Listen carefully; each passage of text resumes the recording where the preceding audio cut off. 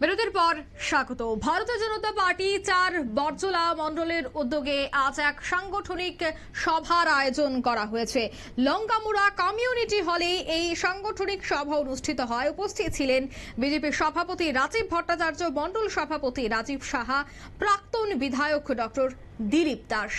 তবে এই সাংগঠনিক বৈঠককে কেন্দ্র করে কি বলছেন প্রদেশ বিজেপির সভাপতি রাজীব ভট্টাচার্য, শোনাচ্ছি। আপনারা অবগত আছেন যে আমাদের 1980 সনে 6ই এপ্রিল প্রয়াত প্রধানমন্ত্রী ভারতরত্ন অটল বিহারী বাজপেয়ীর হাত ধরে ভারতীয় জনতা পার্টি প্রতিষ্ঠা হয়েছিল। গত 6ই এপ্রিল আমরা আমাদের ভারতীয় জনতা পার্টির রাষ্ট্রীয় সভাপতি নির্দেশ অনুসারে আমরা এই প্রতিষ্ঠা দিবসকে সামনে রেখে বিভিন্ন কর্মসূচি আমরা বাস্তবায়ন করছি।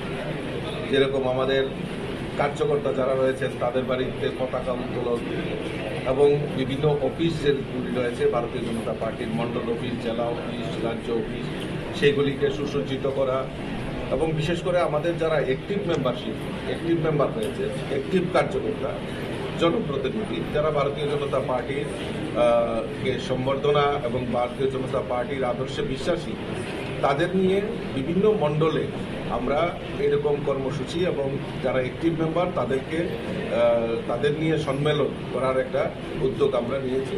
আর সেখানে পার্টির ইতিহাস ও বিকাশ, পার্টির যে কাজকর্ম, সরকারের যে কাজকর্ম, চাহে কেন্দ্রীয় সরকার হোক, বাজপেয়ী সরকারের হোক, মোদিজি সরকারের হোক, আর আমাদের রাজ্য সরকারের, এই অ্যাচিভমেন্ট নিয়ে মানুষের কাছে যাওয়া এবং মানুষের কাছে সেগুলি তুলে ধরা, কার্যকর্তাদের মধ্যে সেগুলি আলোচনার জন্যই আমরা এই মণ্ডলের উদ্যোগে আমরা বিভিন্ন জায়গায় আমরা তার সম্মেলন করছি।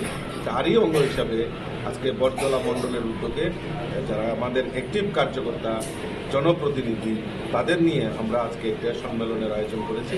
আর এই সম্মেলনের স্বরূপ হিসাবে আজকে আমরা বরজলাতে সবাই মিলিত হয়েছি।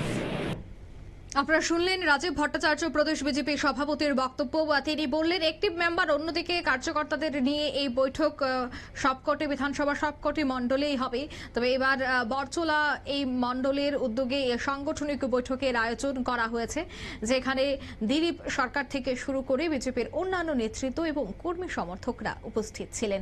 নিয়ে নিচ্ছে ছোট্ট একটি বিজ্ঞাপন বিরতি, সঙ্গে থাকুন।